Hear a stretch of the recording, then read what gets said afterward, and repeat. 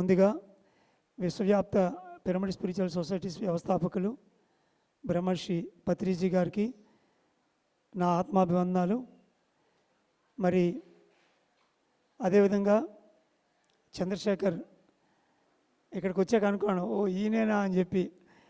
So అప్పట్లో రాఘవేంద్రతో పాటు నాయుడుపేటలో తిరుగుతున్నప్పుడు చంద్రశేఖర్ పక్కన ఒక వ్యక్తిలా ఉండేవాడు అనమాట. డైరెక్ట్ యాక్సెస్ కూడా ఉండేది కదా నాకు. అలా ఎంతో ఒద్దిగ్గా ఉండి ఒబీడియంట్గా మరి హైవేలో వస్తున్నప్పుడు చూపించారు, ఈ పిరమిడ్ అంతా కట్టారని చెప్పి మేడం చూపిస్తే నాకు చాలా ఆశ్చర్యపోయాను. ఎవరో చంద్రశేఖర్ నేను చూడాలని చెప్పి తీరా చూస్తే ఈయన అనుకున్నాను. అద్భుతంగా మరి ఒక ప్రాంతంలో విశేషంగా ఒక ధ్యాన ప్రచారానికి శ్రీకారం చుట్టి చేయటం అనేది చిన్న విషయం కాదు. అదేవిధంగా మరి డాక్టర్ రజనీకాంత్ గారు ఇప్పుడే తెలిసారు, గోపీనాథ్ గారు, మీ పేరు సార్? నల్లస్వామి గారు. ప్రతి ప్రాంతంలో ఒక సీనియర్ మాస్టరు. ఒకప్పుడు నాకు గూడూరు అంటే మన రేవతి మేడమే మాకు మైండ్లో ఉంటుంది. అప్పట్లో ఆవిడ ఎన్నో బుక్స్ రాసి మరి మేడం అద్భుతంగా గూడూరు నుంచి విశేషంగా ప్రచారాన్ని చేశారు ఆవిడ. మరి ఈరోజు ఇంత పెద్ద పిరమిడ్స్ నిర్మాణం కాకుండా మరి పత్రిజీ జన్మదినాన్ని ఒక సంబరాల్లాగా ఇంత చక్కటి ప్రాంగణంలో 3 రోజుల పాటు నిర్వహించడం అనేది చాలా చాలా చాలా గొప్ప విషయం. ఈ జీవితకాలంలో ఆధ్యాత్మిక శాస్త్రాన్ని గోరుముద్దలుగా చేసిచ్చింది పత్రిజీ అయితే, నాకు నోట్లో పెట్టింది పాల్ విజయ్ కుమార్. వాళ్ళిద్దరూ నాకు చాలా ముఖ్యమైన వ్యక్తులు. ఈరోజు అంటే నా దగ్గర మైక్ లాక్కోకుండా ఒక గంట టైం ఇవ్వడం నాకు చాలా ఆనందంగా ఉంది. సో పత్రిజీతో ఉన్నటువంటి అనుబంధంలో ప్రారంభంలో ఆయన చెప్పినటువంటి బ్యూటిఫుల్ కాన్సెప్ట్సే ఈరోజు నా లైఫ్ని నాకు ఆనందంగా మార్చాయి. మేడం చెప్పినట్టు అది కుటుంబ విషయాలు కాదు, లేకపోతే నా ఎంబీబీఎస్ డిగ్రీ కాదు, మరి తల్లిదండ్రుల నుంచి వచ్చినటువంటి ఆస్తిపాస్తులు కాదు, ఇవేవి నాకు నిజంగా ఆనందాన్ని కానీ సంతృప్తిని కానీ ఇవ్వలేదు. ఏదైతే చిన్నప్పుడు నేను ఒక మందు కనిపెట్టాలి, తలనొప్పి నుంచి క్యాన్సర్ వరకు అది తగ్గించాలి, ఒక పైసా ఖర్చు అవ్వకూడదు అని సుమారు ఒక 7-8 సంవత్సరాలు ఆ చిన్న వయసులో నేను స్కూల్కి వెళ్తూ ఆలోచించాను అన్నమాట. అది చివరికి ఒక 25 సంవత్సరాల ప్రయాణంతో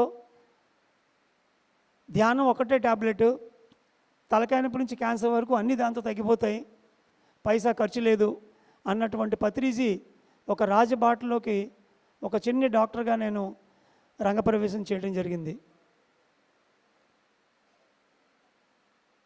95లో పత్రిజీని కలిసిన తర్వాత అప్పటి నుంచి మామూలుగా మనం ఎన్నో ఆధ్యాత్మిక పుస్తకాలు చదువుతాం. భగవద్గీత మనకు తెలుసు, బైబిల్ తెలుసు, ఖురాన్ తెలుసు, ఎన్నో ఉద్గ్రంథాలు తెలుసు. కానీ అందులో మనల్ని మనం ఎత్తుకోవాలంటే చాలా కష్టం. ఎందుకంటే ఫస్ట్ ఆ సంస్కృతము, ఆ శ్లోకాలు, అందులో వాడే పెద్ద పెద్ద పదాలు చాలా కష్టంగా ఉంటాయి మనకి. ఎందుకంటే రోజువారీ జీవితంలో మనకు అది ఎవరు కూడా అలవాటు చేయలేదు. అటువంటి పరిస్థితుల్లో ఆయన ఎన్నో వందల వేల పుస్తకాలు చదివి దాన్ని ఒక తులసి దళంగా తీసుకొని వచ్చి ఆ కాన్సెప్ట్స్ని ఆయన ఒక కలియుగ దైవంలాగా మనందరితో కలిసిపోతూ మెజారిటీ ఆఫ్ ద కాన్సెప్ట్స్ ఆయనతో బస్సు ప్రయాణంలోనూ, విజయవాడ బెంచ్ సర్కిల్ దగ్గర కేసినేని ట్రావెల్స్ బెంచీల మీద,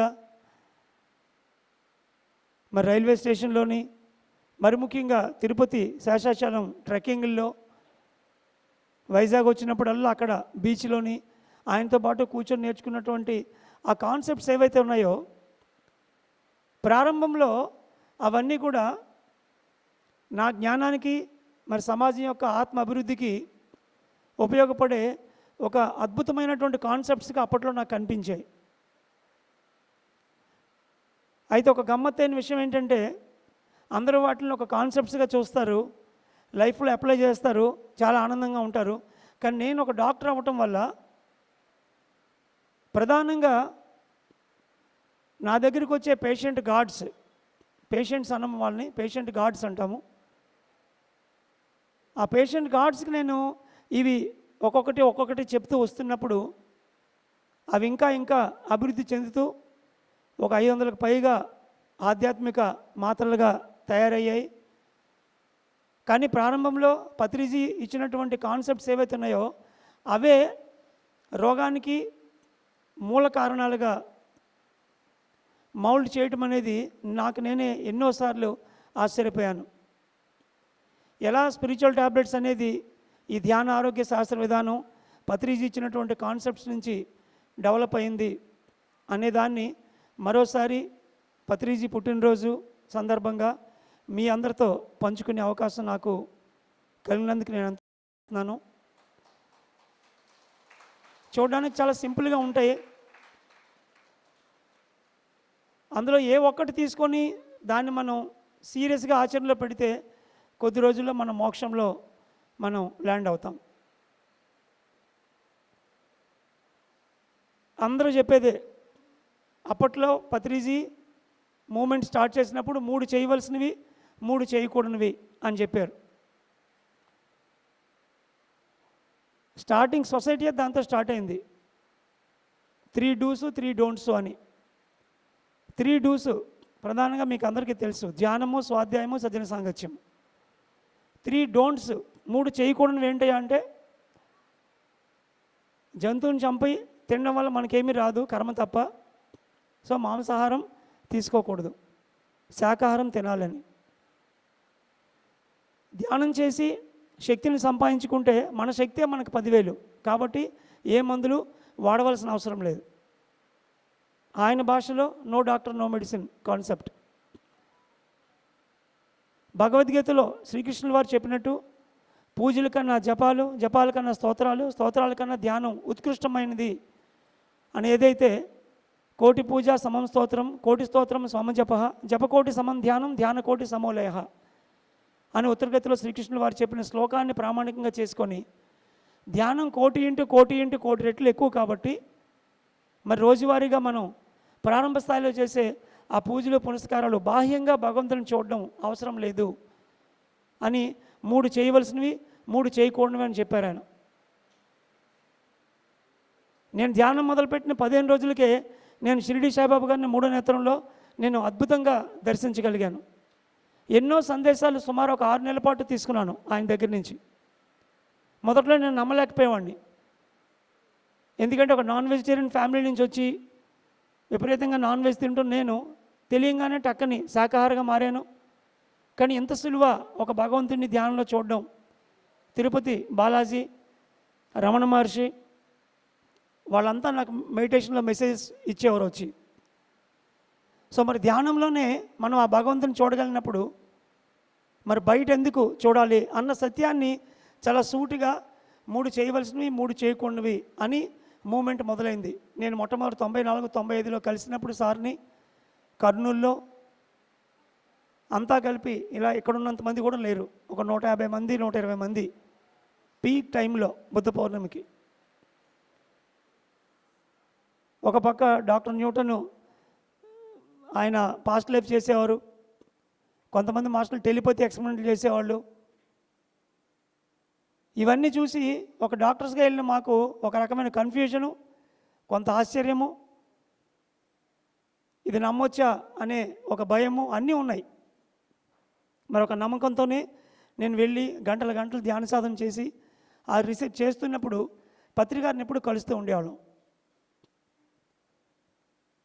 ఒకసారి కర్నూలు వెళ్ళినప్పుడు పిరమిడ్లోంచి అందరం ధ్యానం చేసి బయటకు వస్తున్నాం. బయటకు వస్తున్నప్పుడు ఆయన కరెక్ట్గా బయట గేటు దగ్గర ఉన్నాడు.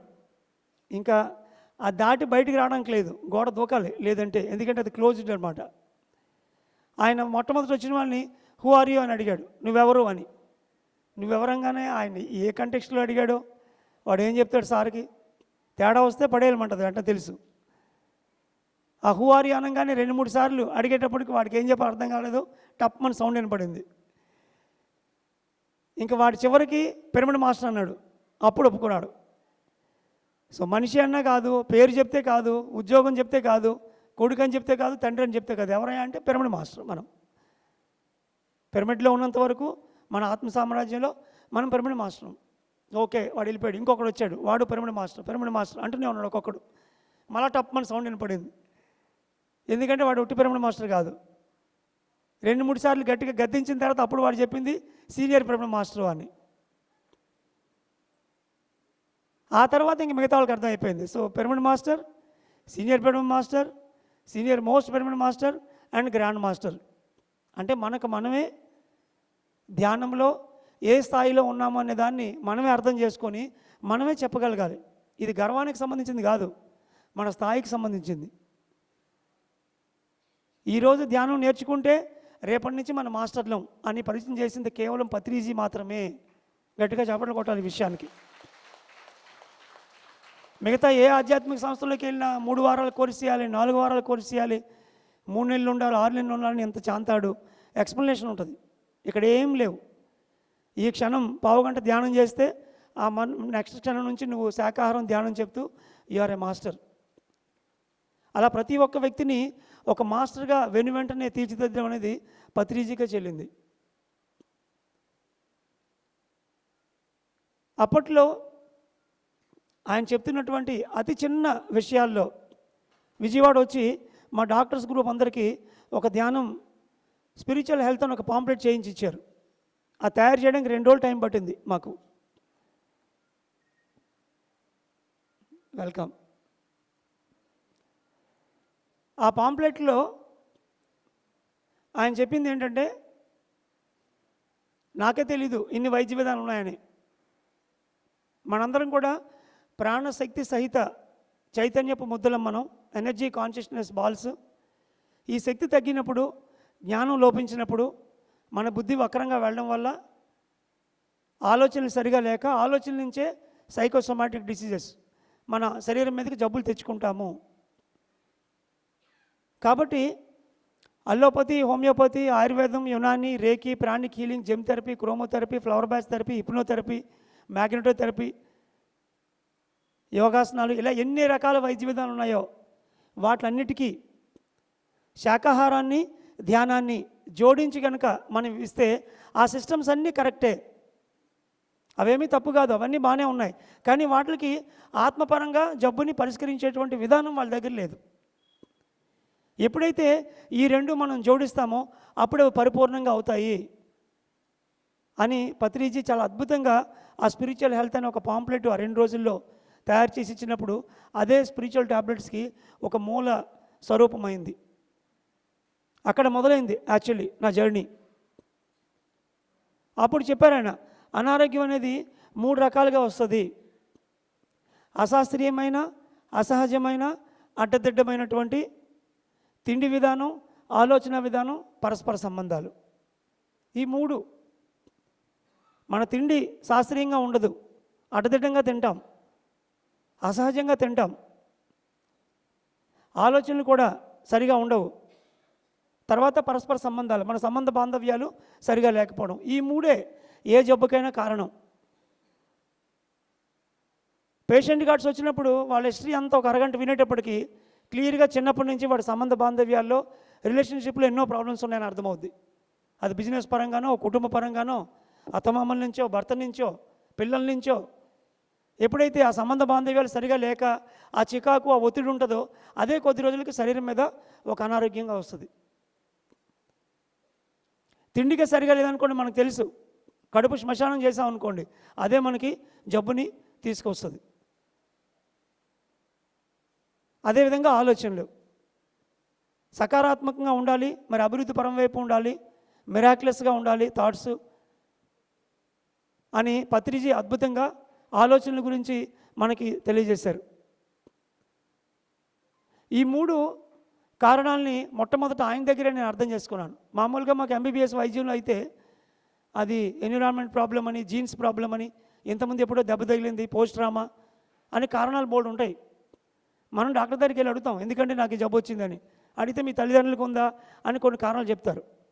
శరీరం మాత్రమే మనం అని అనుకొని తయారు చేసింది ఈ సైన్స్లన్నీ. వాటిల్లో కారణాలు లిమిటెడ్గా ఉంటాయి. ఎప్పుడైతే మనం ఆత్మస్థితి నుంచి 7 శరీరాలు, 7 చక్రాలు, ఇవన్నీ నేర్చుకొని పరిపూర్ణమైనటువంటి ఒక మానవుడికి మనం ఆలోచిస్తామో అప్పుడు ఆ కారణాలు సరిపోవు. దానికి పత్రిజీ అద్భుతంగా తిండి విధానము, ఆలోచన విధానము, పరస్పర సంబంధాలు అన్న 3 కారణాలు అశాస్త్రీయంగా, అసహజంగా, అడ్డదిడ్డంగా, అన్సైంటిఫిక్, అన్వాంటెడ్ అండ్ ఇర్రెగ్యులర్ అని వండర్ఫుల్గా ఒక డిసీజ్ రీజన్ ఇచ్చారు ఆయన. సొల్యూషన్ 3 ఏంటంటే ధ్యాన, స్వాధ్యాయం అండ్ సజ్జన సాంగత్యం. అండ్ ఆ కంటిన్యూషన్లోనే జీవితం మనకు ఉన్నది ప్రధానంగా ఆనందం ఉండడానికి. ఇక్కడ సంబరాలు జరుపుకుంటున్నాం ఈరోజు మనం అద్భుతంగా. మరి సంబరం అనేది ఎప్పుడు వస్తుంది? 3 రకాల ఆనందాలు చెప్పారు ఆయన. ఇది నన్ను చాలా ఇన్స్పైర్ చేసిన కాన్సెప్ట్. ఆనందం అనేది విషయానందం, భజనానందం, బ్రహ్మానందం అని 3 రకాలుగా విభజించారు ఆయన. విషయానందం అంటే ఇంద్రియ సుఖాలతో ఈ 5 ఇంద్రియాలని మనం ఆనందంగా ఉంచడానికి కాఫీ, టీ, ఇడ్లీ దగ్గర నుంచి భౌతిక శరీరంతో పొందే ఆనందాలన్నీ కూడా విషయానందాన్ని ఇస్తాయి. అది 33%, 33%. భజనానందం అంటే కళల నుంచి ఎన్నో రకాల కళలు ఉన్నాయి. చక్కగా సంగీతం పాడుకోవడం దగ్గర నుంచి మరి ఇన్స్ట్రుమెంట్లు, వాయిద్యాలు, నాట్యము, ప్రతి ఒక్కరికి కూడా చిన్నప్పటి నుంచి ఏదో ఒక కళ నేర్చుకోవాలని ఖచ్చితంగా ఉంటుంది. ఇక్కడ ఉన్న వాళ్ళు ఎంతమందికి చిన్నప్పుడు నాకు ఒక పాట నేర్చుకోవాలనుంది, డ్యాన్స్ నేర్చుకోవాలనిపించింది ఉన్న వాళ్ళు చేతులు ఎత్తండి. ధైర్యంగా ఎత్తాలి మీరు చేతులు, మొహమాట పడాల్సిన అవసరం ఏం లేదు. నేను కూడా నా లిస్టులో. Thank you. చేతులు ఎత్తనే ఉన్న మిగతా వాళ్ళకి చప్పట్లు కొట్టండి. ఆ చిన్నప్పటి నుంచి మనలో ఏదో ఒక ఇన్స్ట్రుమెంటు లేకపోతే ఒకటి నేర్చుకోవాలి అంటే మనం భజనానందానికి ఆల్రెడీ ఒక జన్మ ప్రణాళికను తీసుకొని వచ్చాం. అందుకే అది పుట్టంగానే పరిమళించినట్టు చిన్నప్పటి నుంచి లోపల ఉంటుంది. మాది ఒక చిన్న పల్లెటూరు, చింతలగ్రామం అని చెప్పి వైజాగ్ నుంచి 20 కిలోమీటర్ల దూరం. అక్కడ నేను నిజంగా నా లైఫ్లో మ్యూజిక్ని ఎంజాయ్ చేసింది ఎప్పుడు అంటే, ఇది చెప్తే మా వాళ్ళతో అంటారు మా ఊర్లో వాళ్ళు, ఎవడెప్పుడు చచ్చిపోతాడో ఊర్లో సాయంత్రం 6 గంటలకని చూసేవాడిని ఎప్పుడు. ఎందుకంటే 6 గంటలకు ఎవడైనా పోతే బయట భజన పెడతారు రాత్రి అంతా. ఆ డోలక్ వాయిస్తే నాకు అసలు లోపల నుంచి ఒక రకమైన శివాలు ఎత్తిపోతుంది. నాకు అంత ఇష్టం నాకు డోలక్ అంటే.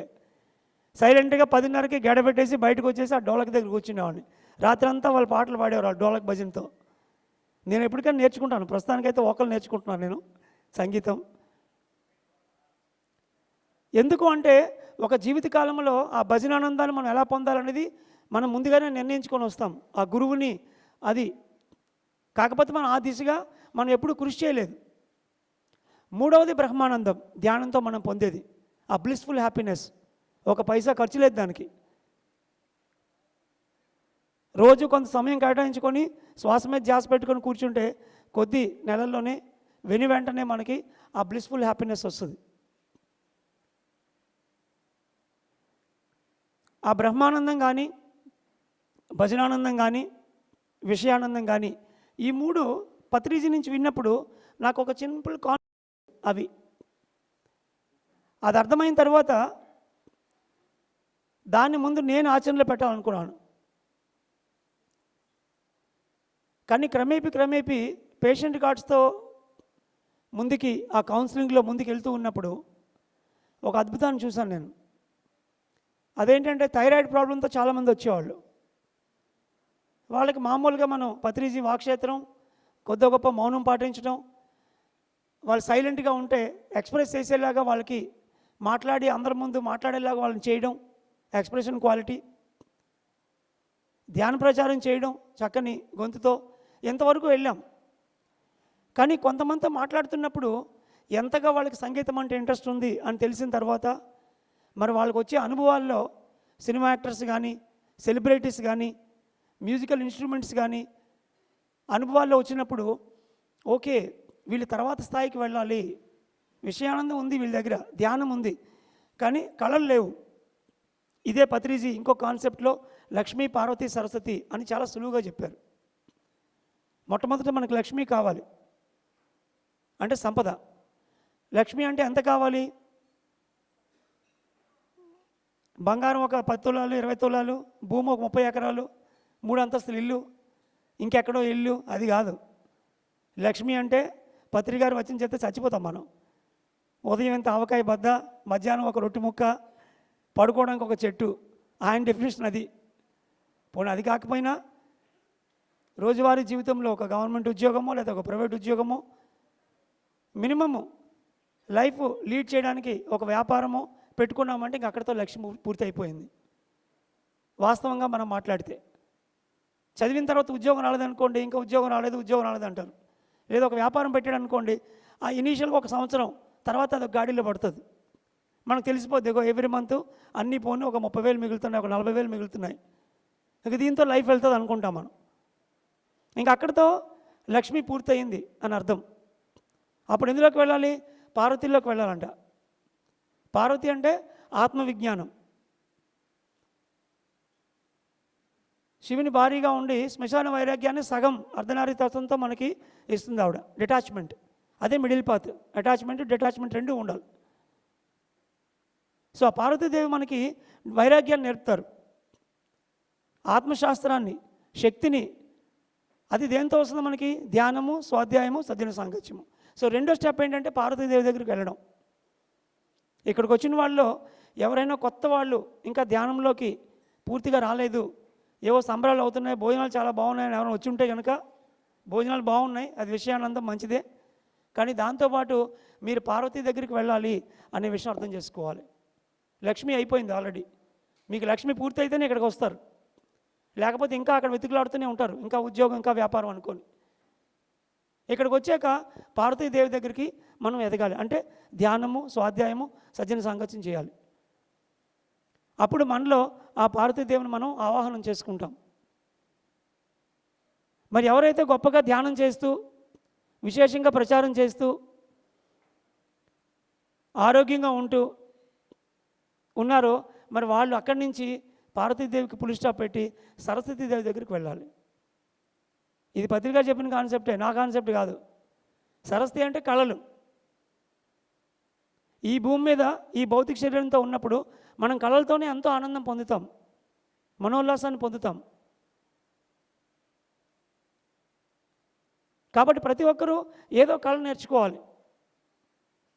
నేను నా ప్రయత్నాలు, విష ప్రయత్నాలు చేస్తూనే ఉన్నాను. ఎంబీబీఎస్ డాక్టర్గా ఫైనల్ ఇయర్లో ఉన్నప్పుడు హౌస్ ఏజెన్సీలో ముందు కీబోర్డ్ చేశాను. ఆ తర్వాత వైజాగ్ వెళ్ళంటే నాకు వెస్ట్రన్ డాన్స్ ఒక 3 నెలలు వెళ్ళాను. తర్వాత మృదంగానికి ఒక 4 నెలలు వెళ్ళాను. ఈ మృదంగం ఎక్కడ మోస్తాం, ఎన్నో దేశాలు తిరగాలని చెప్పి దాన్ని వదిలేశాను. అక్కడి నుంచి మా ఆవిడతో కలిపి కూచిపూడి డ్యాన్స్కి వెళ్ళాను 4 నెలలు. ఇలా ఒక్కొక్కటి మారుస్తూనే వచ్చాను. చివరికి ఇన్ని మారిస్తే ఎప్పుడు నేర్చుకుంటాం? ఓకలొక్కటి. ఈ గొంతు అయితే ఇన్స్ట్రుమెంట్ మనతోనే ఉంటుంది, ఎక్కడ పట్టుకెళ్ళక్కర్లేదు, లోపలే ఉంటుంది ఇన్స్ట్రుమెంట్ అని చెప్పి ఓకలు సెలెక్ట్ చేసుకున్నాను ఫైనల్గా. అలా మొదలు పెడితే 10 సంవత్సరాలకి సరళి స్వరాలు, జంట స్వరాలు, అలంకారాలు, గీతాలు, స్వరజతులు, స్వరపల్లవులు, దాటి స్వరాలు పూర్తి చేసుకొని now I'm learning varnams. I'm so happy to express this. నా వరకే నేను పాడుకుంటాను చక్కగా. పత్రిజీ ఎప్పుడు ఛాలెంజ్ చేస్తారు ఏదైనా. ఆయన 11వ సంవత్సరం నుంచే సంగీతం, ఆ ఫ్లూటు, దాంతో ఎంత అద్భుతంగా మనకి సంగీత ధ్యానాన్ని ఇవ్వగలిగారు ఆయన. మామూలుగా అయితే ఆయన ఒక సంగీతంతో ఒక విద్వాంసుడు అవ్వాలనేది ఆయన కళ. కానీ ధ్యానం వల్ల, మరి ఎంత పెద్ద బాధ్యత తీసుకోవడం వల్ల ఆయన మధ్య మార్గంలో ధ్యానానికి ఆయన పెద్దపీట వేసి ప్రచారంలోకి ఆయన రావటం జరిగింది. సో ఈ మూడవది సరస్వతీదేవి. సో లక్ష్మి, పార్వతి, సరస్వతి అన్న ఈ 3 కాన్సెప్ట్ ఎంత సులువండి అర్థం చేసుకోవడానికి. ఈ 3 రకాల ఆనందాలు కలిపితేనే మనం పరిపూర్ణంగా భూమి మీద ఆనందంగా ఉండి మళ్ళీ తిరిగి భూమి మీదకి రావాలనుకోం. ఏ ఒక్కటి మిగిలినా మళ్ళీ దానికోసం రావాలి. ఆ 100కి తక్కువగా మనం జీవించినట్టే. ఒక మంచి అద్భుతమైనటువంటి మనీ ఉన్న పర్సన్ ఉన్నారు, డబ్బులు బాగా ఉన్నాయి, వాళ్ళు ఎంత ఆనందంగా ఉన్నారు? 33% ఆనందంగా ఉన్నారు. ఎందుకంటే కళలు లేవు, ధ్యానం లేదు వాళ్ళ దగ్గర. ధ్యానం పార్వతీదేవి జోడిస్తే 66%, ఇంకా 33% మైనస్. సీనియర్ బ్రహ్మ మాస్టర్లు అందరూ ఈ కోవలోకి వస్తారు. మొదట్లో ఇది ఒక కాన్సెప్ట్లా తెలుసుకొని నాకు నేను ఆచరణలో పెట్టి తిరిగి ప్రాక్టీస్లో పేషెంట్ కార్డ్స్తో నేను కూర్చున్నప్పుడు నాకు అర్థమైన ఒక గొప్ప విషయం ఏంటంటే, ఎంతోమంది థైరాయిడ్ ప్రాబ్లమ్స్ ఉన్నవాళ్ళు సంగీతాన్ని వాళ్ళకి నేను ట్యాబ్లెట్గా రాస్తాను నేర్చుకోమని. ఎప్పుడైతే వాళ్ళు సంగీతం గురువుని పెట్టుకొని నేర్చుకోవడం మొదలు పెడతారో విదిన్ 6 మంత్స్లో వాళ్ళ థైరాయిడ్ ట్యాబ్లెట్ వెళ్ళిపోద్ది. అలాగే కొన్ని వందల మంది ఈరోజు కేవలం సంగీతంతో ఆ థైరాయిడ్ ట్యాబ్లెట్ తగ్గించుకుని ఉన్నారు. ధ్యానం చేస్తూ, ధ్యానంతో జీవిత జయం తెలియాలి, మూడో నేత్రం వికసించాలి, చావు పుట్టుకలను దాటి మనం అర్థం చేసుకోవాలి. ఆ తర్వాత ఇంకా మిగిలింది సరస్వతీదేవి కళలు మాత్రమే. అది కూడా మన జన్మ ప్రణాళికలో ఒక భాగం. దీన్ని ఇంకొక కోణం నుంచి చూస్తే, ఎప్పుడైతే మనం కళల్ని ప్రాక్టీస్ చేస్తామో ప్రతిరోజు ఒక అరగంట లేదా ఒక గంట మనం ఓనామాలు దిద్దుతాం ఒక తెలియని కొత్త విషయానికి. అప్పుడు మనం సరెండర్ అవుతాం. లేకపోతే మనం ఒక పెద్ద సీనియర్ మాస్టర్, తెల్లారి నుంచి రాత్రి దాకా బిజీ, గాల్లో ఉంటాయి మన తాలూకా అడుగులన్నీ. ఎప్పుడైతే మనం ఏదో కొత్త విషయానికి ఓనామాలు దిద్దుతామో అప్పుడు భూమి మీద ఉంటాం మనం. దాని ద్వారా ఆధ్యాత్మిక బద్ధకం నుంచి బయటపడి అహంకారాన్ని జీరోగా ఉంచుకుంటాం. ఎప్పుడు ఆ ధూళి పడదు. ఇంకొక వెర్షన్ ఏంటంటే, ఎప్పుడైతే మనం ఒక కొత్త విషయాన్ని నేర్చుకోవడంలో ఉంటామో పనికిరాని పంచాయతీ నుంచి దూరంగా ఉంటాం. లేకపోతే ఖాళీ టైం అంతా ఓకే, మీరు సీనియర్ మోస్ట్ మాస్టర్, తెల్లారి నుంచి సాయం దాకా మీరు చేయాలి. ఉదయం 8 గంటలలోపు మీకేం పని, రాత్రి 8 తర్వాత మీకేం పని. ఇప్పుడంటే ఈ జూము, ఈ కోవిడ్ వల్ల ఆన్లైన్ క్లాసులు వచ్చి రాత్రి 12 గంటల దాకా అమెరికాకు కూడా ధ్యానం చెప్తాం అనుకోండి. 24 గంటలు ఇప్పుడు ప్రచారం అయిపోయింది. కానీ నిరంతరం ఏదో ఒక కళకి మనం శ్రీకారం చుట్టి ఒక కొత్త భాష కానీ, ఆధ్యాత్మికంగా పత్రిజీ శ్లోకాలు ఎన్నో నేర్చుకోమని చెప్పారు. ఆ నేర్చుకోవటం వల్ల మన మైండ్ని జీరో చేయటమే కాకుండా, అహంకార శూన్యత్వం కాకుండా, ఆధ్యాత్మిక బద్ధకాన్ని తగ్గించుకుంటూ పనికిరాని విషయాలను జోక్యం చేసుకోకుండా ఉంటాం. దానివల్ల లైఫ్ చాలా హ్యాపీగా ఉంటుంది.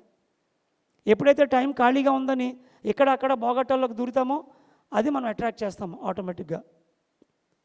అలా సమయాన్ని 24 గంటలు వాడటం అనేది కేవలం పత్రిజీ నుంచే మనం చూసి నేర్చుకోవాలి. ఒక్క క్షణం కూడా ఆయన ఖాళీగా ఉండడం మనం ఎప్పుడు చూడలేదు. అయితే ఒక ప్రూఫ్ రీడింగో, లేకపోతే ఒక పుస్తకం చదవడమో, లేకపోతే ఆయన ఒక ఫ్లూట్ మీద వాయించడమో, ధ్యానం చెప్పడం అనే పని అలాగూ ఉంది ఆయనకి. వంట చేయడము, అతి సామాన్యమైన వ్యక్తిగా అందరిలో కలిసిపోతూ విషయాన్ని చాలా సులువుగా చేసి చూపించారు ఆయన. నాకు బాగా నచ్చే విషయాలంటే ఈ రెండు చాలండి. లక్ష్మీ, పార్వతి, సరస్వతి ముగ్గురు దేవతలు మన జీవితంలోకి ఆహ్వానిస్తే మన లైఫ్ మారిపోయినట్టే. 3 ఆనందాలు: విషయానందం, భజనానందం, బ్రహ్మానందం. ఈ బ్రహ్మానందం అనేది ఏదైతే ఉందో అది ఒక అద్భుతమైన ట్యాబ్లెట్. చాలామంది పిల్లలు పుట్టలేదని చెప్పి వచ్చేవాళ్ళు నా దగ్గరికి.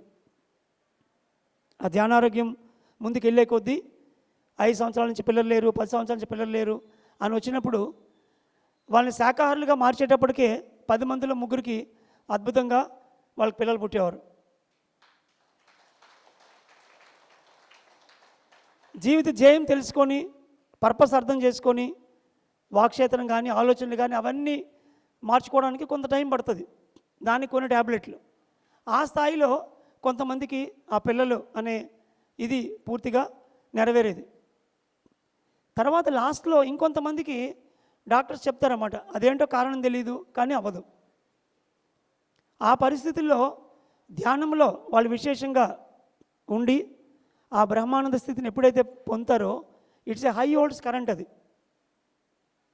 ఆ స్థితిలో వాళ్ళకి ఆ ఫెలోపియన్ ట్యూబ్స్ కానివ్వండి, స్పర్మ్ కౌంట్ కానివ్వండి, ఏ రకమైన ప్రాబ్లం ఉన్నా అది ఆటోమేటిక్గా సాల్వ్ అయ్యి మిరాక్యులస్గా వాళ్ళకి అద్భుతంగా ఆ పిల్లలు పుట్టడం అనేది జరిగేది. అది 3వ స్టెప్ అనమాట, ఆ బ్రహ్మానంద స్థితిని చూడడం అనేది. అది పెద్ద కష్టమేం కాదు, ప్రాక్టీస్. ఆ సోషల్ వన్నెస్ ప్రాక్టీస్ చేసినప్పుడు ఆటోమేటిక్గా. అదేవిధంగా న్యూరలాజికల్ ప్రాబ్లమ్స్, ఏ రకంగా అయినా సరే పెరాలసిస్ నుంచి రకరకాల కారణాలతో నర్వ్ సెల్ కనుక డ్యామేజ్ అయితే ఇంకా అది ఎప్పటికీ రాదు అనుకుంటాం మనం. ఇంగ్లీష్ వైద్యం ప్రకారం నర్వ్ సెల్ ఒకసారి చచ్చిపోతే ఇంకా జనరేట్ అవ్వదు. అది ఒక డాక్టర్గా నేను అది చెప్పకూడదు, వస్తుందని. అలాగే ముడుకులు అరిగిపోతాయి, లోపల పూర్తిగా కార్టిలేజ్ పోయిందంటాం. ఆపరేషన్ చేసి ముడుకులు మార్చేయాలి, ఆ కార్టిలేజ్ తిరిగి రాదు. సో శరీరంలో ఎన్నో భాగాలు తిరిగి రావు, అవి జనరేట్ అవ్వవు. ఇప్పుడు లేటెస్ట్గా మెడికల్ అడ్వాన్స్మెంట్లో స్టెమ్ సెల్స్ థెరపీ అని వచ్చింది.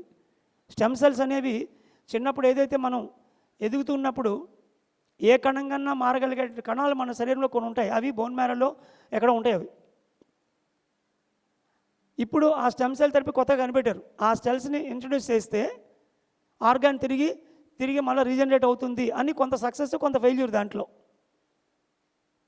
సో నరాలకు సంబంధించి ఒక ఇబ్బంది వచ్చినప్పుడు జీవితాంతం ఏదైతే వీక్నెస్ ఉందో అది అలాగే ఉండిపోవాలి. కానీ ఎవరైతే ధ్యానంతో ఆ బ్రహ్మానందం అన్న బ్లిస్ఫుల్ హ్యాపీనెస్ స్టేట్కి వాళ్ళు మెడిటేషన్లో రీచ్ అవుతారో వాళ్ళు అద్భుతంగా తిరిగి ఆ రీజనరేషన్ చేసుకొని ఆ నీ ప్రాబ్లమ్స్ కానీ నర్వ్ సెల్స్ ప్రాబ్లమ్స్ కానీ అలాగే ఇన్ఫెర్టిలిటీ పిల్లలు పుట్టకపోవడం కంప్లైంట్ ఇవన్నీ కూడా దాంతో సాల్వ్ అవ్వడం అద్భుతంగా నేను ఎన్నో కేసెస్ని చూడడం జరిగింది. అప్పుడు అనుకున్నాను పత్రిజీ మొదట్లో చెప్పిన 3 ఆనందాలు అని చెప్పిన ఒక సింపుల్ ఆనందం కాన్సెప్టు ఇది ఆరోగ్యానికి ఒక మూలహేతువుగా మారింది అని. అదేవిధంగా ఈ స్పాండిలైటిస్ కానీ ఫ్రోజన్ షోల్డర్ కానీ హ్యాండ్ ప్రాబ్లమ్స్ ఎంతకో మందికి ఉంటాయి. ఆ చేయలేగదు, ఫిజియోథెరపీతో వెళ్ళాలి మన మామూలుగా అయితే. దీనికి పత్రిజీ చాలా సులువుగా అవతల వ్యక్తికి మనం ఏమి ఇవ్వాలి, సేవ చేసామంటాం. సేవ అంటే మనకు మనమే చేసుకుంటాము. ఈ సేవని 3 రకాలుగా చెప్పారు ఆయన. సాంఘిక సేవ, ఆధ్యాత్మిక సేవ, ఆధ్యాత్మిక శాస్త్ర సేవ. అంతవరకు నాకు సేవ అంటే ఎవరికైనా ఇబ్బంది ఉంటే టపక్కమని ₹1 తీసి ఇచ్చేయడము, భోజనం లేకపోతే భోజనం పెట్టడం, వాడికి సాయం చేయడం, ఇదే మనకు తెలుసు సేవ అంటే. నాకు అంతే తెలుసు. కానీ మొట్టమొదటి నేను విని ఆశ్చర్యపోయాను, ఈ సేవల్లో కూడా 3 రకాలు ఉంటాయా? సాంఘిక సేవ అంటే తిండి, బట్ట, గుడ్డ, ఇల్లు, రోటీ, కపడా, మకాన్ సర్వీసెస్, ఇదే మనందరికీ తెలుసు. అది సాంఘిక సేవ అంటే భౌతిక స్థితిలో చేసేది. ఆధ్యాత్మిక సేవ అంటే ఇదే సేవల్ని ఒక భగవంతుడి ముందు, ఒక మిషనరీలో, ఒక మహానుభావుడి ముందు పెట్టి చేసాం అనుకోండి. అప్పుడు వచ్చేవాడు ఆ దేవుణ్ణి లేదా ఆ భగవంతుని ఒక నమ్మకంగా ఏర్పాటు చేసుకుంటాడు. ఒక నమ్మక వ్యవస్థ, ఒక శరణాగతి, సరెండరెంట్ అవుతాడు. దాన్నే శరణాగతి సేవ అన్నారు ఆయన. ఇది 2వ స్టేజ్. ఎందుకంటే నాస్తికుడు ఆస్తికుడిగా మారుతాడు అట్లీస్ట్. 3వ స్థాయి ఆధ్యాత్మిక శాస్త్ర సేవ, స్పిరిచువల్ సైన్స్ సర్వీస్. అంటే ఎవరు ఏ సమస్యతో వచ్చినా వాళ్ళకి శాకాహారమే సమాధానము, ధ్యానమే సమాధానము, ఆత్మవిజ్ఞానమే సమాధానం అని తెలియచేయటం. సార్ చెప్పారు, నువ్వు ఏ సమస్యతో రా, నీకు ధ్యానంతోనే అది తగ్గుతుంది. ఇది ఆయన కేవలం చెప్పి ఊరుకోలేదు. మీరెవరు ఉండుండరేమో అప్పటికి. ప్రారంభంలో పత్రిక దగ్గరికి వెళ్ళినప్పుడు ఇంటి దగ్గర అడుక్కునేవాడు డోర్ కొడితే ఆయన వాడికి వెంటనే ఒక ₹10 నోటు, ₹50 నోటు చూపించేవాడు. మామూలుగా మనం ఒక పావలా కూడా వేయము ఎవరికైనా. అలాంటిది ఆయన ₹10, ₹50 నోటు చూపించి నువ్వు గంట ధ్యానం కూర్చో, ₹1 నోటు ఇస్తా అని చెప్పేవాడికి. కూర్చోబెట్టేవాడు కూడా వాడికి. 1 అవర్ మెడిటేషన్ చేయించి వాడికి ₹10 ఇచ్చేవాడు.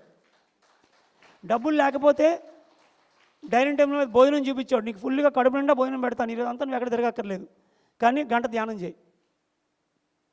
ఇలా చేయడం వల్ల ఏమైనా జరిగిందంటే కొన్ని రోజులకి ఆ ఏరియాలో ఉన్నటువంటి భిక్షగాళ్ళందరికీ ఒక విషయం తెలిసింది. ఆ వీధికి వెళ్ళొచ్చు, ఆ తలుపు కొట్టామా ఒక గడ్డమైన ఉంటాడు, గంట సేపు నువ్వు కూర్చోబెడతాడు, తిండి పెడతాడు, డబ్బులు ఇస్తాడు, కానీ నువ్వు గంట సేపు కళ్ళు మూసుకొని కూర్చోవాలి ఆయన దగ్గర. అది చాలా కష్టం వాళ్ళకి. ఆ డోర్ దగ్గరికి వచ్చి నమస్కారం పెట్టి వెళ్ళిపోయేవారు అంతే. ఇంకెవడు లోపలికి డోర్ కొట్టేవాడు కాదు ఎవడు. ఆయన సాంఘిక సేవ కన్నా ఆధ్యాత్మిక సేవ, ఆధ్యాత్మిక శాస్త్ర కన్నా ఆధ్యాత్మిక శాస్త్ర సేవ ఉన్నతమైనదని చెప్తూనే ఒక భిక్షగాడి దగ్గర నుంచి ఆయన స్టార్ట్ చేశారు కళ్ళ ముందే. తర్వాత మరి ఒక జెడ్ కేటగిరీ లాగా మేమంతా శిష్యులు రావడం వల్ల సార్ లోపల బెడ్రూమ్లో ఉంటే హాల్లో కొంతమంది, బయట కొంతమంది, ఒక ఎమ్మెల్యే ఇంటి దగ్గర ఎలాగైతే బయట ఉంటారో అలా ఉన్నాం మేమందరం. ఎవడైనా వస్తే మేము వాడికి ₹1 పంపించేసాము, ఎందుకు తలకాయ నొప్పి, మనకు ఉండదు కదా బుర్రలో కాన్సెప్ట్. ఇది అప్పట్లో విన్నప్పుడు నాకు 3 రకాల సేవలు అనుకున్నాను అంతే. కానీ నేను ప్రాక్టీస్ స్టార్ట్ చేశాక, అంటే meditation health clinic practice, MBBS practice కాదు, ఎంబీబీఎస్ ప్రాక్టీసే బ్లెండ్.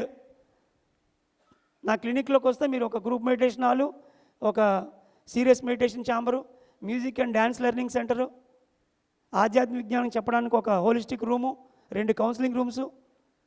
ఒక పేషెంట్ లోపలికి వచ్చి కన్ఫ్యూజ్ అయిపోయి బయటికి వెళ్ళిపోయాడు, నేను ఎంబీబీఎస్ డాక్టర్ క్లినిక్ వచ్చాను ఎక్కడికి వచ్చానని చెప్పి. అరే పట్టరండ్రా వాడు వెళ్ళిపోతారని మళ్ళీ లాక్కొచ్చి అన్నీ చూపించి మళ్ళీ ఆయన కూర్చోబెట్టేవాళ్ళం. అందుకే అక్కడ స్టెతస్కోప్ పెట్టేవాడు నేను.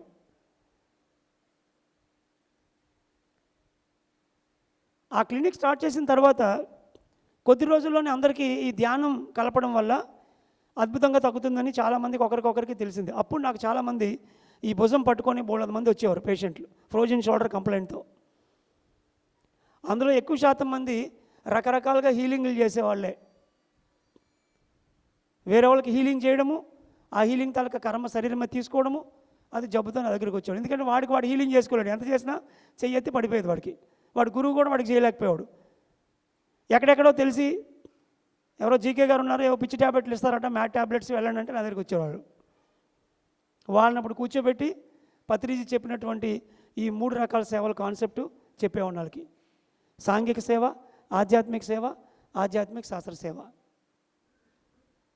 పక్క వాళ్ళకి మనం హీలింగ్ ఇచ్చి శక్తిని దారిపోవడానికి మన సొమ్మేం కాదు, అది యూనివర్సిటీ. అది ఎవరికైనా ఏదైనా తగ్గించాలంటే జ్ఞానం ఇవ్వాలి, ధ్యానం చేసి వాళ్ళ శక్తిని వాళ్ళు తీసుకునేలా చేయాలి. అంతే తప్ప మన డబ్బులో మన సంపదో మనం ఇవ్వకూడదు. మరి ఏది ఇవ్వాలి అంటే కేవలం జ్ఞానం ఇవ్వాలి. డబ్బులు ఉంటే మంచి పిరమిడ్ కట్టండి, ఆ పిరమిడ్లోకి వచ్చి ధ్యానం చేసుకొని వాళ్ళు జబ్బులు తగ్గించుకుంటారు. ఒక గొప్ప ఆధ్యాత్మిక పుస్తకం ఇవ్వండి వాళ్ళకి, ఒక తులసిదళం ఇవ్వండి. పత్రిజీ ఇచ్చినటువంటి ఎన్నో పుస్తకాలు ఉన్నాయి, ఆ బుక్స్ ఇవ్వండి అందరికీ. అవి చదివి జ్ఞానం తెచ్చుకుంటే జ్ఞానంతో వాళ్ళ సమస్యలు తీరుతాయి. మన దగ్గర ఉన్నటువంటి డబ్బులు కానీ, మన సమయం కానీ, మన సంకల్పం కానీ, స్థానబలం కానీ, ఇవన్నీ కేవలం జ్ఞానం ఇతరులకు పంచడానికి మాత్రమే అన్న విషయాన్ని ఎప్పుడైతే వాళ్ళకి పూర్తిగా అర్థమయ్యేటట్టుగా చెప్పి ఆ సాంఘిక సేవలన్నీ ఆపేసి రకరకాలుగా చేస్తారు సేవలు. పత్రిజీని నేను 2003లో అండమాన్ నుంచి వచ్చిన తర్వాత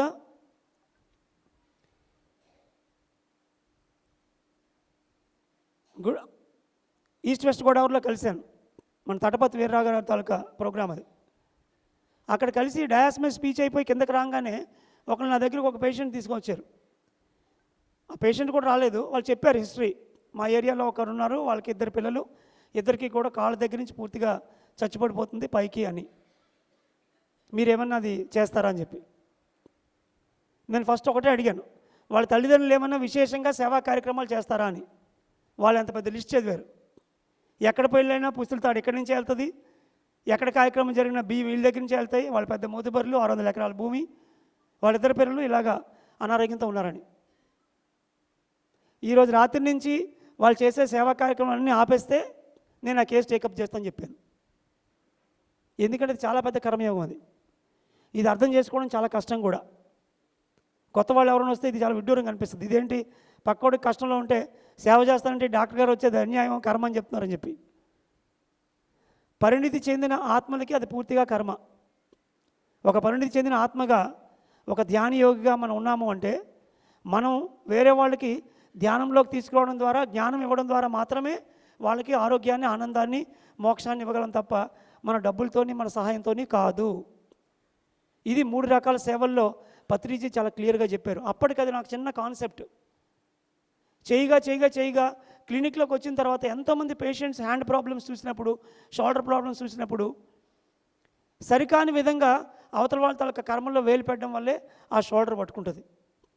ఎప్పుడైతే ఆ కర్మలను తగ్గించి ధ్యానంతోని, జ్ఞానంతోని వ్యక్తులకి సేవ చేయడంలో వాళ్ళు మార్పు చెందుతారో అప్పుడు పరిపూర్ణంగా ఆ షోల్డర్ ప్రాబ్లమ్స్ నయవడం కొన్ని 100 కేసుల్లో నేను చూడటం జరిగింది. That is the spiritual pathology.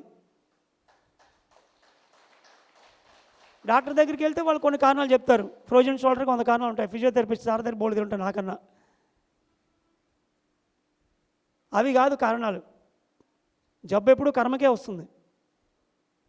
సరికాని కర్మలు చేయటం. సరి అయిన కర్మలు ఏంటి అంటే జ్ఞానాన్ని పక్క వాళ్ళకి ఇవ్వాలి. అన్నదానం కూడా మనం చేస్తాం. ఎప్పుడు చేస్తాం? తెల్లవారు వచ్చి సాయంత్రం దాకా మీరు వింటే అప్పుడు మధ్యాహ్నం భోజనం పెడతారు. 2 గంటల క్లాస్కి ఎవరు భోజనం పెట్టరు. నా దృష్టిలో అది మళ్ళీ కర్మయోగమే. వాడికేం పోయింది, ఇంటికి వెళ్ళి తినొచ్చు కదా, వాడికి ఎందుకు ఎక్కడ పెట్టాలి 2 గంటల క్లాస్కి? ఉదయం నుంచి సాయంత్రం దాకా ఉంటే మధ్యలో మళ్ళీ వెళ్ళడము, రావడము, ఆ టైము. అందుకే ఇక్కడ మనం యజ్ఞప్రసాదం పెడుతున్నాం. ఆ ధ్యాన మహాచక్రమైనా ఎక్కడైనా సరే. మనది అన్నదానం సొసైటీ కాదు. మనది జ్ఞానదానం సొసైటీ ఇది. ఇదే పత్రిక చెప్పారు డే 1 నుంచి. అప్పట్లో విన్నప్పుడు ఈ 3 రకాల సేవలు నాకు చాలా విచిత్రంగా అనిపించాయి. కానీ పోను పేషెంట్ గార్డ్స్తో ఉన్నప్పుడు వాళ్ళలో ఎన్నో రకాల జబ్బులకి వాళ్ళు చేసే కర్మలే కారణం అని తెలిసిన తర్వాత అప్పుడు సరి అయినటువంటి విధానంలో నిజమైన సేవ అని అద్భుతంగా ఒక పుస్తకాన్ని తయారు చేసుకొని మరి చేతికి సంబంధించిన ఎన్నో సమస్యలు ఆ సేవలతోనే సరి అయిన సేవలో తగ్గాయి వాళ్ళకి. మరి చేత్తో ఇవ్వడం ఒకటేనా, తీసుకోవడం కూడా ఉంది కదా. ఇది కూడా చెప్పారు పత్రిజీ, 3 రకాలుగా తీసుకోవాలంట. ఇది చాలా తక్కువ మందికి తెలుస్తుంది. When you are a beginner, what you ask it will be given. ఇది ఫస్ట్ స్టేజ్. ఎప్పుడైతే ఒక చిన్నపిల్లాడిగా ఉంటావో నువ్వేది అడిగినా యూనివర్స్ నీకు ఇస్తుంది అని. ఇది మొట్టమొదటి స్టేజ్. ఇదే మనం ధ్యానంలోకి వచ్చిన కొత్తలో మనం థాట్ పెడతాం, నాకు ఇది కావాలి, అది కావాలి, ఇవి కావాలి, పిల్లడికి సీటు కావాలి, కూతురికి పెళ్ళి కావాలి, నువ్వేమన్నా అడుగు. మన బాలాజీ కోరికలే ఇవన్నీ. ఏమడిగినా సంకల్పం పెట్టుకొని 40 రోజులు ధ్యానం చేస్తే ఆటోమేటిక్గా అయిపోద్ది. అవునా కదా? ఇక్కడున్న ఎంతమందికి మీరు అలా కోరుకొని 40 డేస్ సంకల్పం పెడితే మీకు జరిగింది? చేతులు ఎత్తండి. చాలామందికి జరిగి ఉంటుంది. ఏ సంకల్పం ఇచ్చారో ఆ సంకల్పం మీకు జరిగే ఉంటుంది ప్రారంభంలో. ఇది ఫస్ట్ స్టేజ్. తర్వాత ఏమవుద్దంటే, what you think that you are deserved that you ask and it will be given. నీకు అర్హత ఉంది అని ఏదైతే నువ్వు అనుకుంటావో అది మాత్రమే నువ్వు అడగడం ప్రారంభిస్తావు. అది కూడా యూనివర్స్ ఖచ్చితంగా నీకు ఇస్తుంది. అంటే కొద్దిగా ఎదిగాం. ఊరికే గొంతెమ్మ కోరికల్లాగా అన్నీ కావాలనుకోకుండా అటు ఇటు చూసి మన స్థాయి ఏంటో మనం అర్థం చేసుకొని మనకి ఏదో అవసరం అది మాత్రమే మనం అడుగుతాం. రెండో స్టేజ్లో అంటే ఆలోచించి అడగడం, మన స్థాయిని అర్థం చేసుకొని సముచితంగా అడగడం, పక్కవాడిని కూడా చూడడం. మరి కోట్లన్నీ మనకే వచ్చేస్తే మరి పక్కవాడు బెకారులా ఉండాలా? మరి ఆడు జీవించాలి కదా. అన్నీ మనకే కావాలా? ఆ జ్ఞానం కొన్నాళ్ళకి వస్తుంది మనకి రెండో స్టేజ్లో. సో కాబట్టి మనకి ఎంత అర్హత ఉందని మనం అనుకుంటున్నామో అది మనమే నిర్ణయించుకొని అది మన యూనివర్స్ని అడిగినప్పుడు యూనివర్స్ ఆటోమేటిక్గా ఇస్తుంది. మేడం నిన్న చెప్పారు, తమిళనాడుకి ఆమెను ఇన్ఛార్జిగా చేసాం. పాపం బస్సులో తిరుగుతుంది ఆవిడ. నేను అనుకున్నా ఈ మేడంకి ఒక కారు ఉంటే బాగున్ను అని. కారు అంటే ఎంత, ఒక 4 చక్రాలు మన బేసిక్గా తిరిగితే చాలు. అదే నేను రోల్స్ రాయిస్ కారు కావాలనుకుంటే, రోల్స్ రాయిస్ కావాలంటే 1,70,00,000. అది అవసరమా మనకి? అనుకుంటే వస్తుందని చెప్పి రోల్స్ రాయిస్ కారు అడగకూడదు. ఇప్పుడు కారు కావాలి అంతే. నేను కలకత్తా బొంబాయి నుంచి షిఫ్ట్ అయ్యాను. అక్కడ అన్నీ సన్నగా సందులు, గడిగడికి వర్షం పడిపోతుంటుంది. ధ్యాన ప్రచారం క్లాసులకి 2-3 సార్లు నాకు ఇబ్బంది అయింది. అప్పుడు అనుకున్నాను కారు కావాలని. వితిన్ 1 వీక్లో కారు ఉంది. చిన్నది నానో కారు, ఇంతే. నానో కారు తెలుసు కదా, ₹1,00,000 వస్తుంది. అది కరెక్ట్గా సందుల్లో ఈజీగా తిరిగిపోయేది. నా పని కూడా కంప్లీట్ అయింది. అయిపోగానే అక్కడే వదిలేసి వచ్చిందండి. మన స్థాయి ఎంత ఉంది, మనం ఎంతవరకు అవసరమో అంతే అడగాలి, అంత ఖచ్చితంగా ఇవ్వబడుతుంది. ఇది రెండో స్టేజ్. మూడో స్టేజ్లో ఏమవుద్దంటే, ఎప్పుడైతే మనకు మూడో నేత్రం పూర్తిగా వికసించి భగవంతుని మనం పరిపూర్ణంగా అర్థం చేసుకుంటామో అప్పుడు మూడో స్టేజ్లో what universe thinks that you are deserved that will be given and you are happy with it. విశ్వము ఏదైతే నీకు సరి అయింది అని విశ్వం తలుస్తుందో అది మాత్రమే నీకు ఇవ్వబడుతుంది. దాన్ని మనం పరిపూర్ణంగా స్వీకరిస్తాము. దాంతో మనం ఎప్పుడు ఆనందంగా ఉంటాము. పిరమిడ్ మాస్టర్లు అందరూ కూడా ఆ థర్డ్ స్టేజ్కి చేరుకున్న మాస్టర్స్. మనకేమీ గొంతెమ్మ కోరికలు ఉండవు. మనం చేసుకుంటూ వెళ్ళిపోతూ ఉంటే యూనివర్స్ మనల్ని చూసి ఎప్పుడు ఏదో అవసరం అది అప్పుడు ఆటోమేటిక్గా అది ఇస్తుంది. అది మనం పరిపూర్ణంగా స్వీకరిస్తాము. దాంతో మనం ఎప్పుడూ హ్యాపీగా ఉంటాం. ₹1,00,00,000 పోయినా అది కరెక్టే, ₹1,00,00,000 వచ్చినా కరెక్టే. పోయేది ఎక్కడికి పోదు, మళ్ళీ ఏదో ఒక రోజు కలిసి వస్తుంది. తెలిసి ఏదైతే మనం చేస్తామో అది మనకు రెట్టింపై వస్తుంది.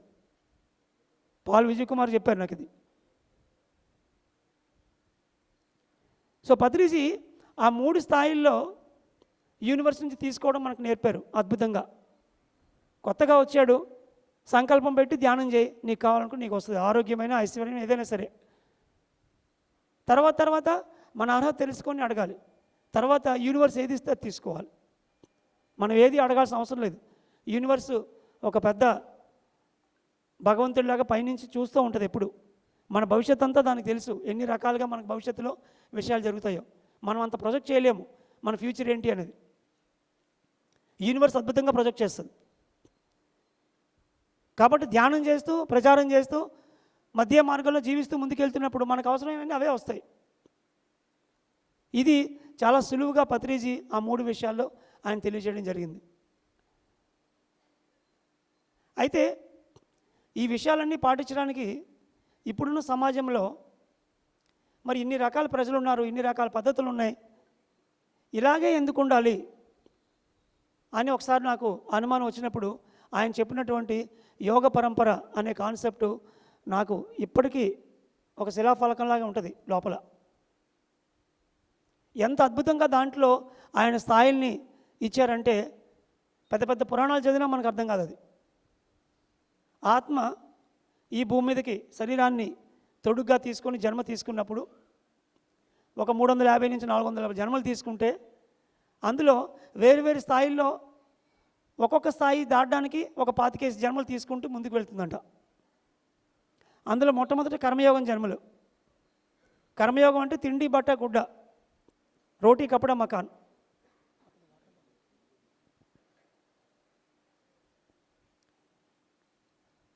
కర్మయోగంలో తిండి బట్ట గుడ్డ అనేది ఉంటుంది. కర్మయోగం పార్ట్ 1, తర్వాత జ్ఞానయోగం పార్ట్ 1, తర్వాత రాజయోగం, తర్వాత జ్ఞానయోగం పార్ట్ 2, తర్వాత కర్మయోగం పార్ట్ 2. ఇవి 5 స్థాయిలు. సారీ,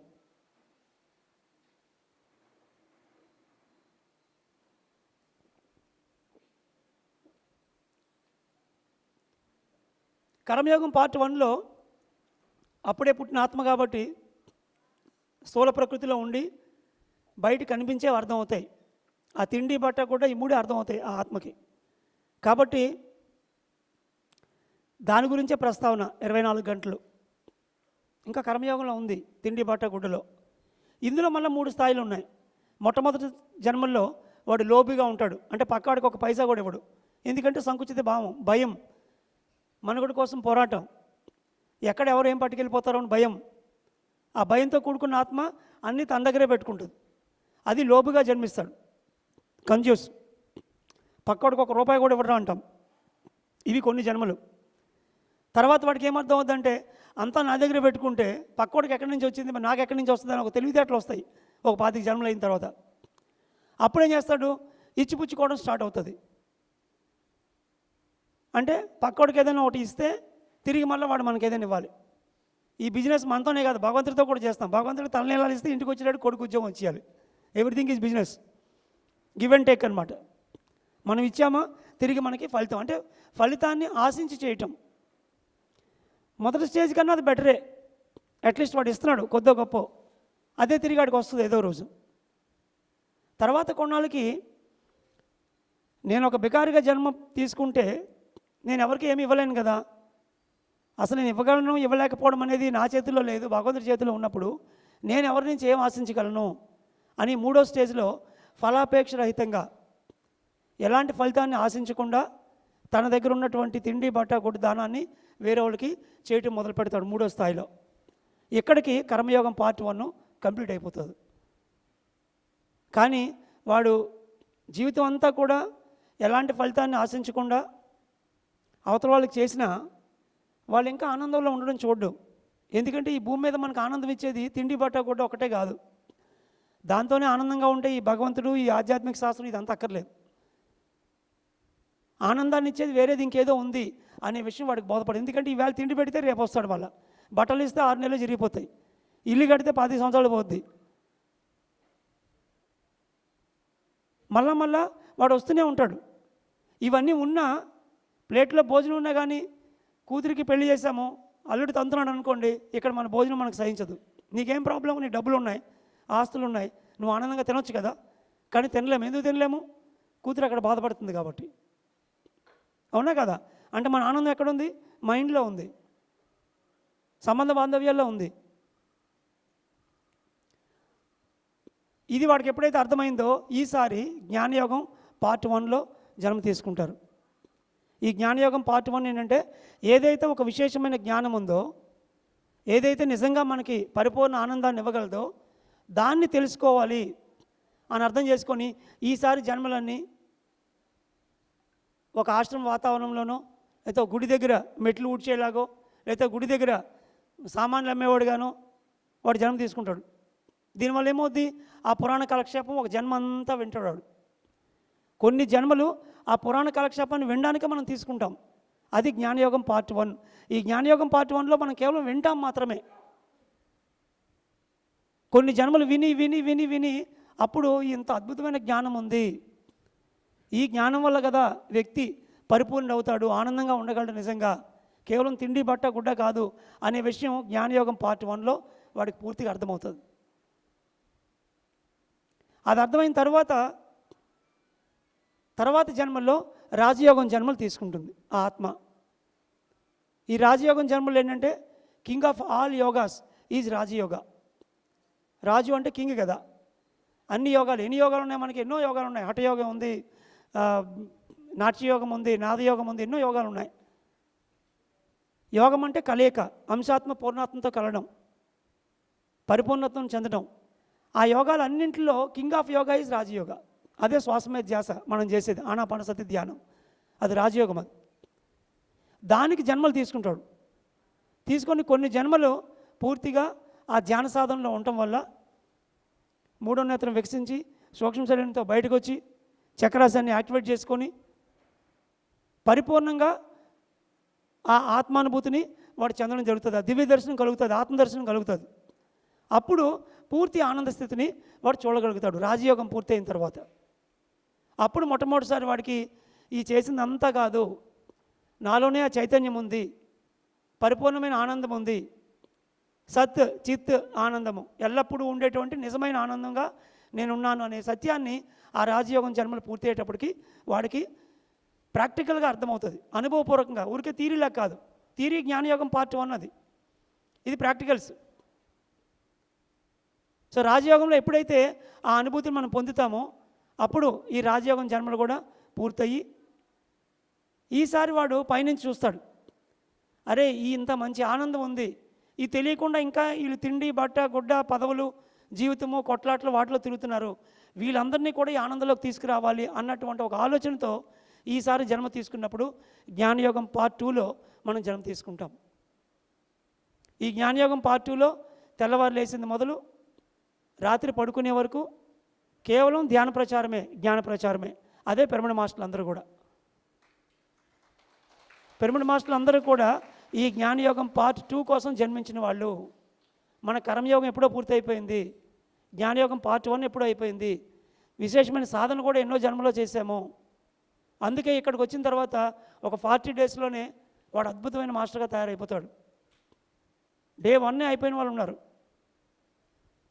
అది ఒక్క రోజుతో వచ్చేది కాదు, ఎన్నో జన్మల సంస్కారం అది.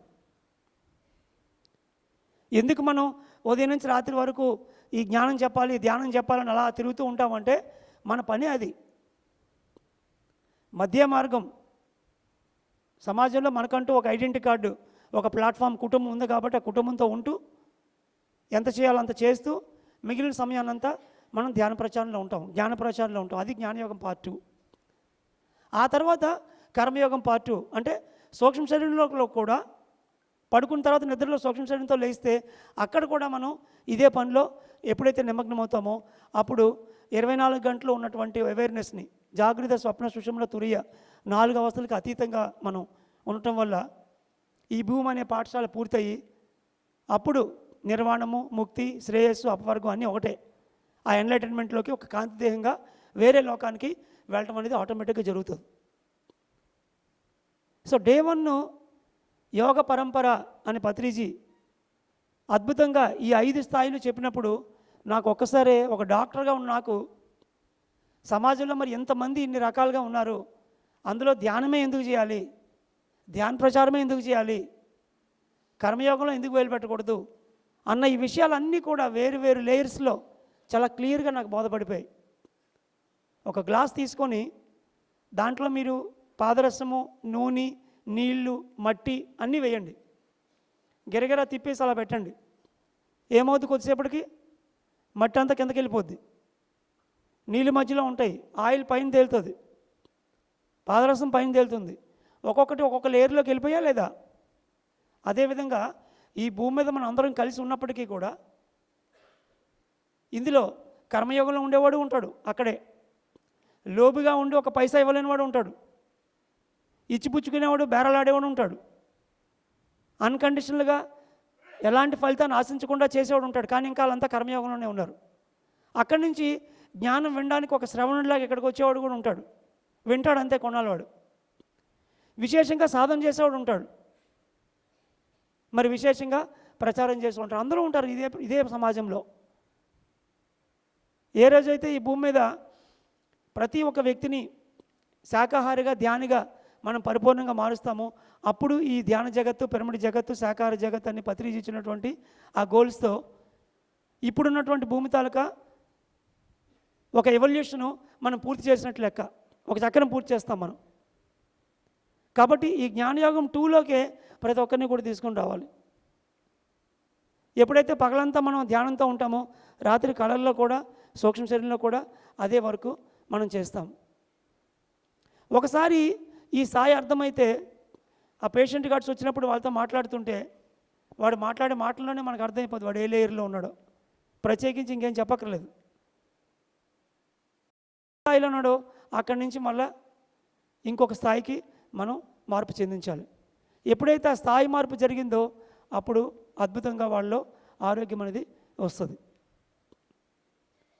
ఇలా పత్రిజీ ఆయన చదివినటువంటి అనేక గ్రంథాల నుంచి సత్యాన్ని చాలా సూటిగా, చాలా సులువుగా అర్థమయ్యే రీతిలో ఆ స్టార్టింగ్లో చెప్పినటువంటి ఎన్నో కాన్సెప్ట్స్, మొత్తం వేదాలని 4 పదాల్లో పెట్టారు. ప్రజ్ఞానం బ్రహ్మ, విశేషమైన జ్ఞానమే భగవంతుడు, అది మొట్టమొదటి స్టేజ్. మనం భగవంతుని ఎక్కడ చూస్తాము? పటంలోని, విగ్రహంలోని, బయట చూస్తాం. విశేషమైన జ్ఞానమే భగవంతుడు అని వేదాల్లోనే ఉంది, ప్రజ్ఞానం బ్రహ్మ. ఆ జ్ఞానం ఎప్పుడైతే మనం ధ్యానం చేసి తీసుకుంటామో అప్పుడు రెండో స్థితికి వెళ్తాం, అహం బ్రహ్మాస్మి, నేనే భగవంతుడిని. ఇది రెండో స్టేజ్. మనం భగవంతుడిని తెలిసిన తర్వాత మూడో స్టేజ్ సర్వం కల్విదం బ్రహ్మ.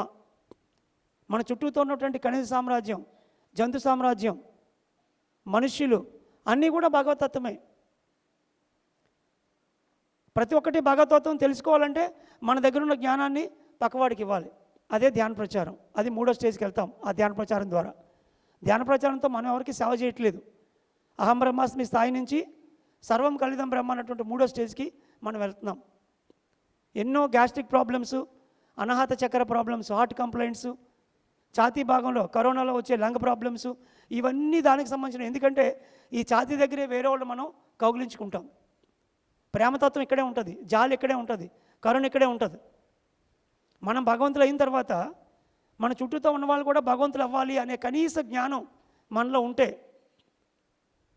ఆ ప్రేమ మనలో ఉంటే, ఆ కరుణ మనలో ఉంటే అప్పుడు ఈ అనాహతాన్ని, హార్ట్ చక్రాన్ని మనం యాక్టివేట్ చేసుకుంటాం. అప్పుడు ఈ ప్రాంతం తాలూకు అనారోగ్యాలు ఏవి మనకు ఉండవు.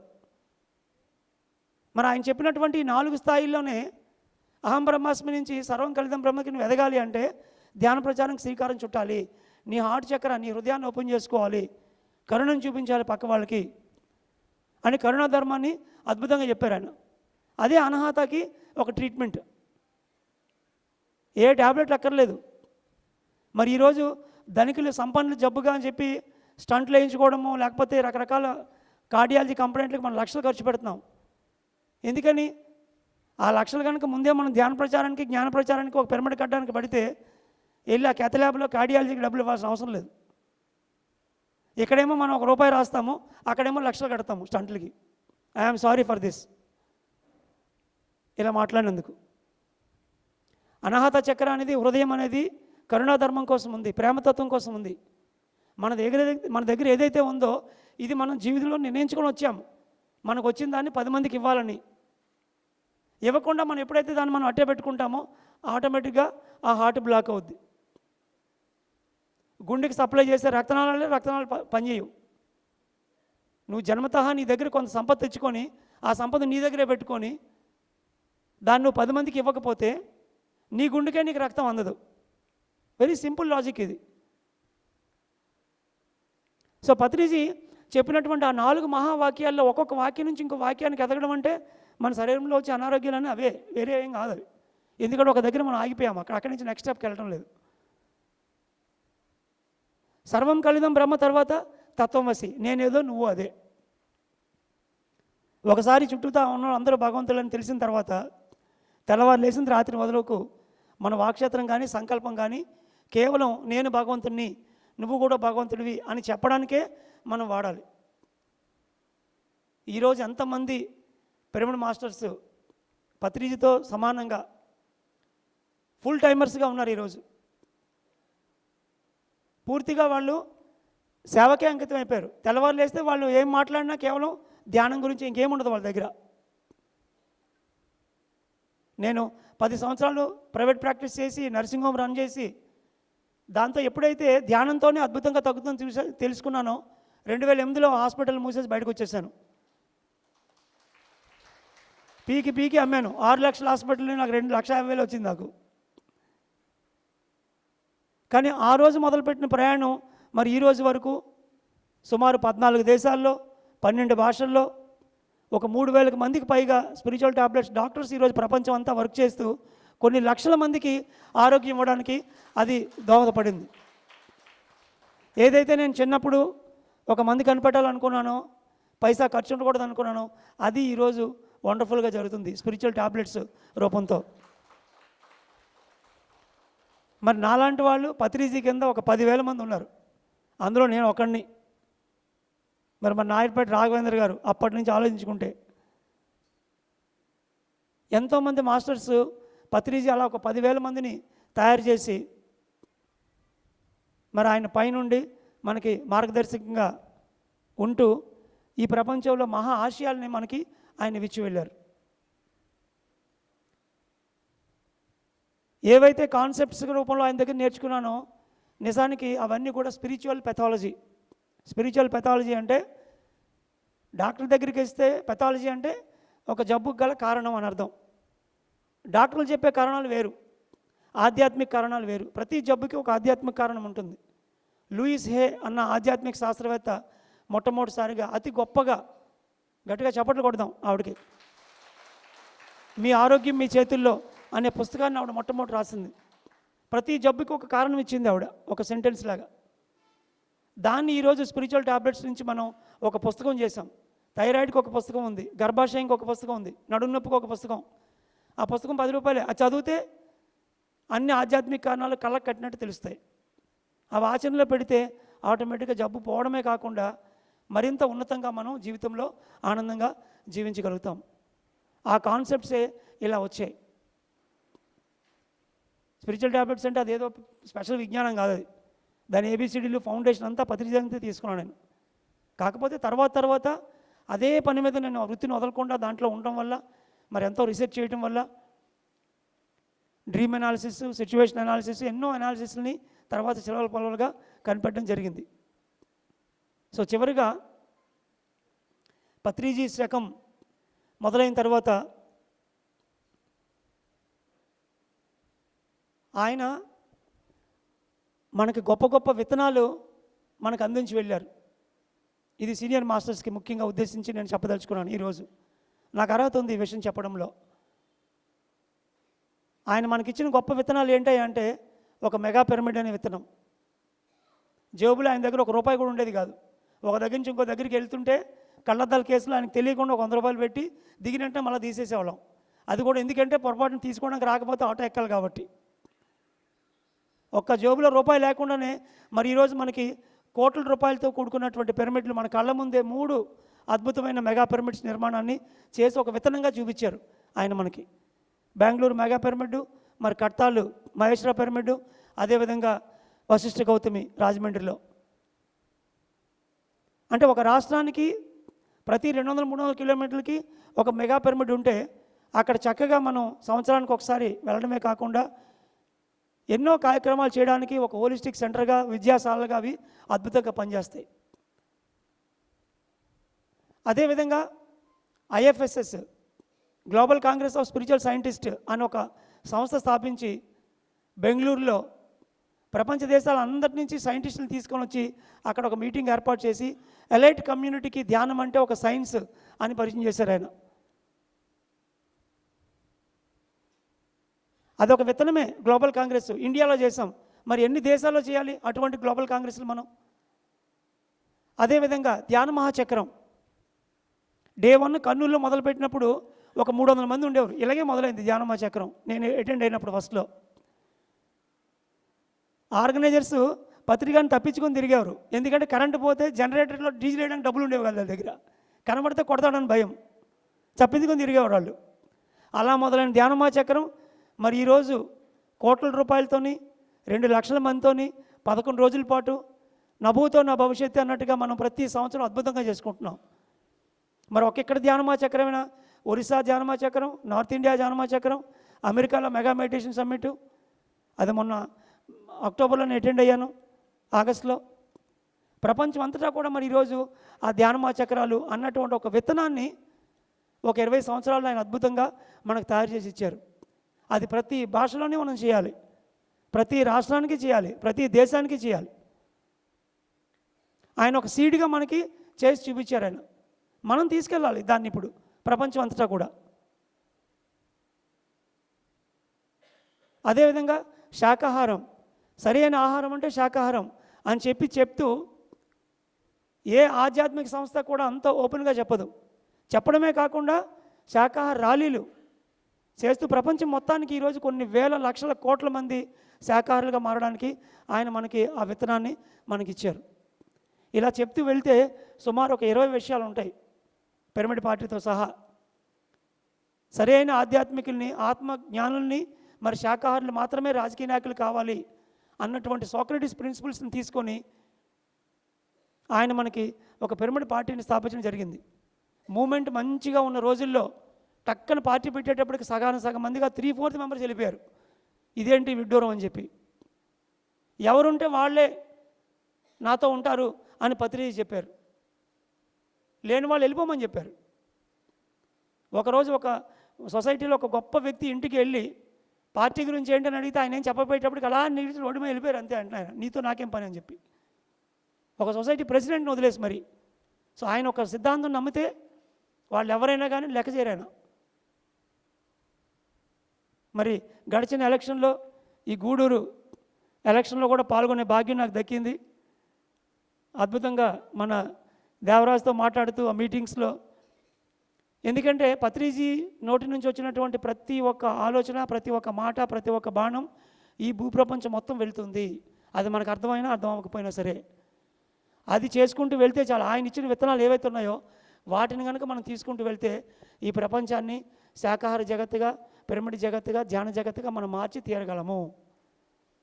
కాబట్టి పత్రిజీ ఈరోజు ఆయన ఉన్నా లేకపోయినా భౌతికంగా ఆయన ఇచ్చినటువంటి విత్తనాలు ఏవైతే ఉన్నాయో అవి మహావృక్షాలుగా అయ్యే అవకాశము భూమి అంతా ఉంది. ఒక వ్యక్తి ఎంత చేయగలరండి? 35 సంవత్సరాల్లో ఇన్ని విషయాలు ఆయన చేసి మనకి ఇచ్చిన తర్వాత ఎవరు తీసుకెళ్ళాలి? ఆయనే చేస్తారా ప్రపంచం అంతా? మరి మనం ఎందుకున్నట్టు ఇక్కడ? మనం చేయాలి అవన్నీ. మెగా పిరమిడ్లు మనం కట్టాలి, శాకాహార ప్రచారం చేయాలి, ధ్యాన మహాచక్రాలు నిర్వహించాలి. ఆయన ఇచ్చినటువంటి అడుగుజాడల్లో మనం అవన్నీ ప్రపంచం మొత్తం మనం అన్ని భాషల్లో తీసుకువెళ్తే అప్పుడు ఆయన ఇచ్చినటువంటి గురువుకు మనం నిజంగా దక్షిణ ఇచ్చినట్లు లెక్క. సో ఆ దిశగానే మరి ఒక డాక్టర్గా నా జీవితం మొదలుపెట్టి ఆ డాక్టర్ నుంచి స్పిరిచువల్ టాబ్లెట్లు కనిపెట్టి అక్కడి నుంచి మరి ఆనంద బ్రహ్మ కార్యక్రమాలని విశేషంగా చేస్తూ ఈరోజు మత్స్యకారుల గ్రామాల్లో అయితేనేమి, పల్లెటూరులో అయితేనేమి, అమ్మవారి జాతరల దగ్గర ఎక్కడైతే మాంసం బళ్ళు ఉంటాయి మనకు సంబంధం లేదనుకున్నామో అలాంటి చోట ఈరోజు ఆనంద బ్రహ్మ అని చెప్పి ఒక డయాస్ వేసి అక్కడ పాటలతో పాటు ప్రతి ఒక్కరికి ధ్యానాన్ని, శాకాహారాన్ని విశేషంగా ఇవ్వడం జరుగుతుంది. మరి ఆ ప్రాజెక్ట్ రూపకల్పన మొత్తం పత్రిజీకి ఎప్పటికప్పుడు చెప్తూనే దాన్ని తయారు చేశాం. ఉత్తరోత్తర అన్ని తిరునాళ్ళలోని మనం ఆనంద బ్రహ్మ కార్యక్రమాలు విశేషంగా చేస్తాము. ఒక పామరుడికి కూడా శాకాహారం, ధ్యానం ముఖ్యం అనే విషయాన్ని ఆ డయాస్ మీద మనం చెప్తాం, వాళ్ళకి ఒక విత్తనంలో నాటుతాం.